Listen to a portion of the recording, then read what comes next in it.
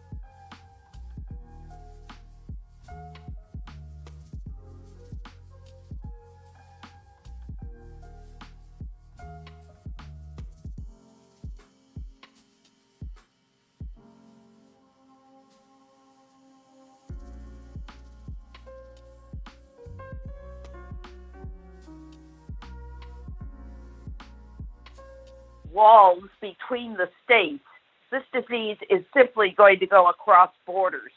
So the idea that Georgia would open up parts doesn't protect Florida, for example. So here's the way it would really work. And I've done this before, negotiating all sorts of working with states on waivers and things. States either in groups, if they want to do a regional approach, or individually would come into HHS and a scientific panel, a public health panel, would review their plans. But it's not a yes or no. They would give them suggestions, negotiate with them a little bit, figure out what it would cost, and then basically the federal government would fund the implementation of the plan.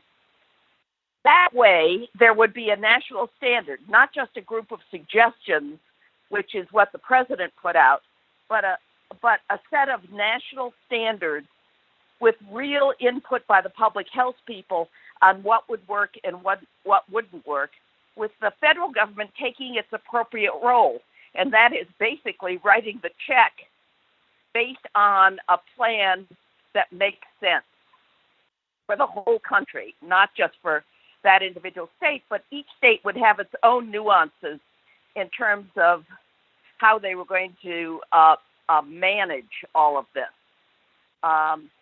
But it's the scientific standards, the public health standards that would have to be incorporated into each plan. It's the best of federalism. And Jamie has already talked about the federal government taking responsibility for literally buying up and negotiating for all the equipment that the states need. Right now, we've got the wild, wild west with states competing against each other for PPE, with hospitals competing against each other, and we're spending a fortune. They're spending a fortune, the country's spending a fortune with one purchaser, and we've learned this long before. With one purchaser, we can drive down the prices and get some uniformity. VCRs we made uniform. There's no reason why testing can't be more uniform. Right now, if you walk into a major hospital system, they've got 5 different machines, 5 different kinds of tests. They're totally dependent, because they're proprietary, on the company to provide them with the supply. We're not going to be able to expand testing with that kind of approach. So the feds do their role, including the money, and the states do their role, which is to design the strategy that works for them under national standards, but with the proper kind of nuance for them. It's the best of federalism to take on a pandemic like this. Let me end there, Jamie. Thank you, and thank you for that moving closing, Donna. It really is the best of federalism we're looking for, instead of an abandonment of federalism and strategic partnership between the federal government and the states. And before I introduce Peter Welch, a reminder to the reporters: if you press 1, that signals that you want to ask a question, and we'll get you in the queue. I'm now delighted to turn it over to Peter Welch, who has also been an early champion of a national role in reopening, and has really made that very much part of his work, in addition to bringing aid to Vermont and to the hospital system and the cities and the towns and the state. He has been advocating this from the beginning. And Peter, I'm so delighted that you've been with us on this, and thanks for joining us today. Jamie and Donna, thank you very much. Just a couple of remarks to elaborate on what Jamie and Donna have said. First of all, the coronavirus epidemic is shocking. It's a once in a 100-year event. But as shocking as it is, the way to address a pandemic is known. It is social distancing, and then it's testing and contact tracing and quarantining. So what we have to do in order to put this monster at bay is clear. The challenge for us is execution. And the execution has to take place by doing what this bill suggests, and that is the federal government has to play a role of organizing and mobilizing, organizing the equipment, organizing the standards, getting the resources back to the states. Donna has laid all of that out.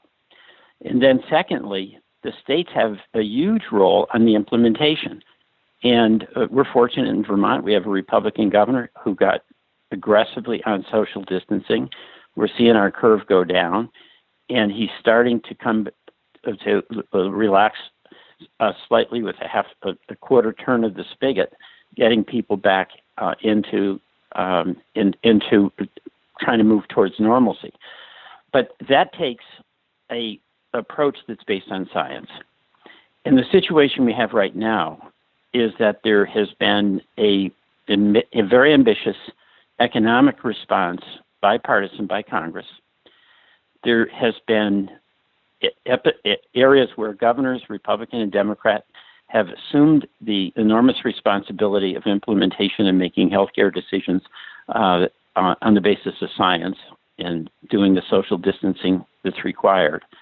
But at the federal role, it's totally scattered. And we see that with what the president is doing, where he's for opening the beaches or against opening the beaches. He's now advocating that we take a look at using Lysol disinfectant to see whether that works. That is not what's called a coordinated, organized approach. It's a person who is essentially speculating, and he's become the speculator in chief as opposed to the organizer in chief and the funder in chief. So we have a very clear path that it's not we in this legislation. Science and medicine have established a very clear set of steps that have to be taken in order to address a pandemic. And it's those four elements that we've mentioned. That requires a centralized role on some aspects of this, organizing the test, having a single standard like Donna said, and it requires a distributed approach where on the implementation it has to be state-led. So this legislation really puts into law what we know is the only path forward. So thank you very much.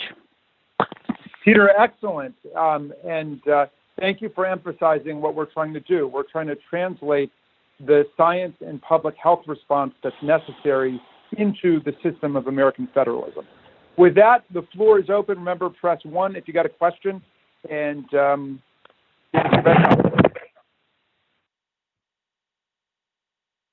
Hi, everyone. This is Samantha again with Congressman Raskin's office. We're going to go into questions. We will start with Scott Long of the Hill.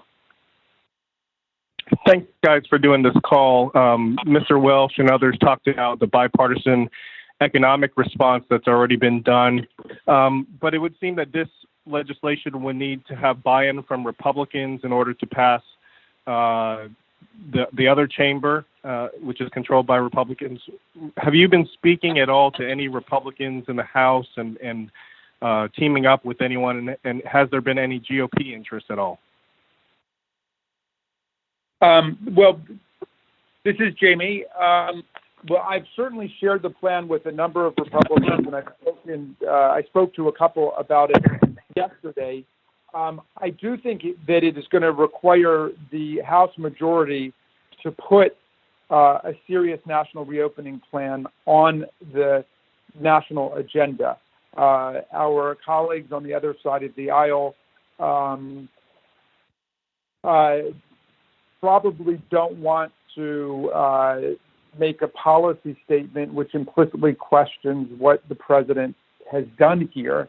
And it's not a partisan thing. I've been a huge champion of my governor in Maryland, Governor Hogan, who's a Republican, but he's been doing a sensational job, and I've been praising him from the beginning in terms of his approach. And he's about to release reopening criteria for the state of Maryland, which very much track what we're talking about. What Maryland needs, however, is the federal investment of everything we talked about, the technological and scientific expertise and the funding to make it real. But I am afraid that the leadership in the House and the Senate at this point does not want to implicitly criticize the scientific and public health response of the administration. And we don't want to criticize it either. There are a lot of scientists and public health specialists in the administration who we want to empower. And this legislation gives us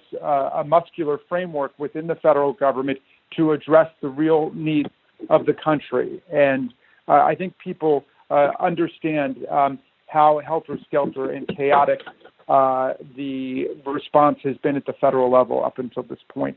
So we will put it on the table, and then I expect that all of our GOP colleagues will rise to the occasion just because the times demand it. And this crisis is so much bigger than any one of us and so much bigger than any political party. It really affects the future of our country. There are only so many multi-trillion-dollar packages we can afford to keep the American people on economic life support. We've got to organize a meaningful, comprehensive public health response to this crisis. Next question. Okay, with that, we're going to go with Adam Longo of WUSA 9. Adam, your mic is live now. Good morning, everyone, and thank you again for the call. I'm wondering, as you all offer this plan and the president looks to implement his own, I've actually learned that a number of federal agencies in Maryland, in New York, and across the country, in fact, are spinning back up right now and preparing to bring federal employees back to work as early as next week. Talking just to name a few, IRS service centers, Brookhaven, New York, Social Security Administration in Woodlawn. My question for all of you, is that safe? Why would the IRS bring back employees on Long Island despite Governor Cuomo's order, ordering people to stay at home through May 15th? And then just a quick follow-up, if I can, after that. I've heard from a number of federal employees about cleaning concerns in their buildings, that they feel that these federal facilities are not being sufficiently clean. And I'm wondering what power Congress might have to oversee that or ask questions about that. Donna, as a former secretary of HHS, do you want to take the first shot at this? What about the idea of reopening the federal government? Look, it's dangerous. It's dangerous for those federal employees, and you're right. You have to have a very high cleaning level as well as masks. Look, I just came through the Washington, D.C. airport. I didn't see one TSA employee. Well, maybe I saw one, the person that took my ticket, checked my ID, who was wearing a mask. And so the federal government needs to have the highest possible standards and needs to set an example and needs to pay attention to what the public health people are saying. Do I think it's dangerous for them to open? Yes. Do I think that we have the levels of cleaning? And boy, I'm not criticizing the cleaners because they've all been working hard. No. The answer is no. It's too early. It's too early. And you can't do one thing without doing all the other pieces. That's our point. It's not just the states, it's the federal government as well, with its employees spread across the country. And I'm going to add to that because my district, Adam, borders Washington, D.C. I represent more than 65,000 federal employees and tens of thousands of people more who go to work in different federal capacities as contractors and small business people. My constituents are terrified of an arbitrary decision to just reopen the federal government on Easter or on the 4th of July or on June 1. We want a real science to this process. We want a real formal public analysis of what is safe and what is not, as Secretary Shalala just said. So the governors of Maryland and Virginia have both expressed their consternation about the idea that the president would just blow the whistle and tell federal employees to go back to work. That, again, is a recipe for true public health danger. And as Donna just said, what we need is a coherent nationwide plan that applies not just to all the states, but to the federal government itself. Next one. All right, next we're going to go to Keith Whitcomb of the Rutland Herald. Keith, your line is open. Hi, thank you all for doing this. Someone already got to my question, so I kind of came up with this one on the fly. This bill is obviously aimed at the current pandemic, but I'm wondering how much of it would apply later on to possibly the next one. I'm thinking, in the past 10, 15 years, there have been a couple nasty bugs going around that could have turned into pandemics, but didn't. COVID-19 looks like it was the lucky one. So I guess I'm just wondering how much of this will apply into the future if it were to go into effect. Peter, could you take that? Maybe. Yeah, I think two things. Number one, it would apply. What I said in the beginning is that the steps that need to be taken when there is a pandemic are pretty clear. The challenge is implementing them. But second, what this bill doesn't really address is preparedness. We really were woefully unprepared in anticipating and having systems in place. That's a matter for another day. But in fact, as you know, we had in the National Security Agency a pandemic response unit. This was abolished. So the best cure is to be anticipating and acting in advance. During the Ebola outbreak, we acted with African countries. We set up hospitals over there, and the containment effort that was made was successful in keeping the epidemic out.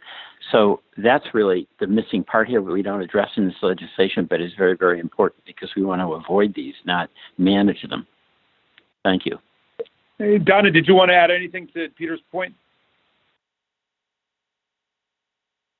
I think that all of us believe in a readiness strategy. We can never get in this situation again where we cut the budgets of the CDC, where we don't have the public health infrastructure that's tracking disease. And part of what we're asking the states to put together in terms of their strategy will, in fact, become a permanent part of an overall readiness strategy. Great. Next one, Sam. Yes, next we're going to go to Mitchell Miller of WTOP. Mitchell, your line is open now. Hi, I'd just like to thank you all again. And a question related to the cost. Do we know anything about what this might cost and how it might be folded into future legislation? And also maybe, if you have a moment, if you could maybe walk us through what you talked about with groups of states, or, for example, take D.C., Virginia, and Maryland, how it might work for this region. Terrific. I'm going to ask Representative Shalala to take the second part, and I'm happy to address the cost issue. Why don't you go first? I didn't hear the question. I'm sorry. Well, but how might it work to have groups of states collaborating? I mean, let me just kick it off by saying... there's no problem with groups of states. In fact, it's an advantage of groups of states, particularly, when you're talking about Connecticut, New Jersey, and New York, because they clearly have spillover and they've worked together before on other issues.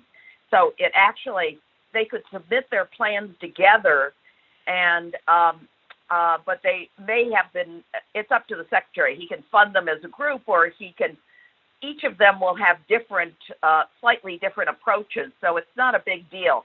What's important is they understand the spillover, the fact that diseases don't know where their borders are. And I would encourage that if I was secretary. And, speaking to Maryland, D.C., Virginia, this is a natural group to work together. It has been working together, and it would be great to come up with a common plan to be submitted to HHS on how we propose to be on the same schedule of reopening.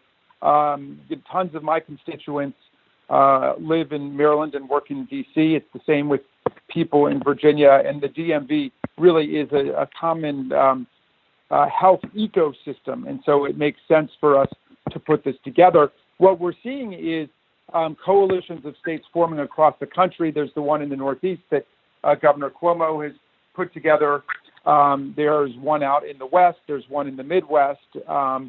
And that's all to the good and fits very well within our, Reopen America Act contemplation. I mean, that's exactly what we're looking for. In terms of the cost, there was not a cost number that was built into our legislation as we put it in. We wanted essentially to give HHS an open fund to commit to the states to help them reopen. The economists are telling us that a dollar spent in a successful reopening is equal to thousands of dollars that we will end up spending on the other side in hospitalization, crisis medical costs, and then, of course, unemployment, small business sustenance, the bankruptcies, and so on. The whole framing of this as some kind of conflict between whether we invest in public health or whether we invest in economic recovery is a completely false choice. The only way to get the economy back on its feet and moving again is to deal with the virus. We have got to put the virus on the run, and we've got to win the public health war. And at that point, all of the money that we've invested in keeping the small businesses alive, the big businesses alive, and our people going will pay off.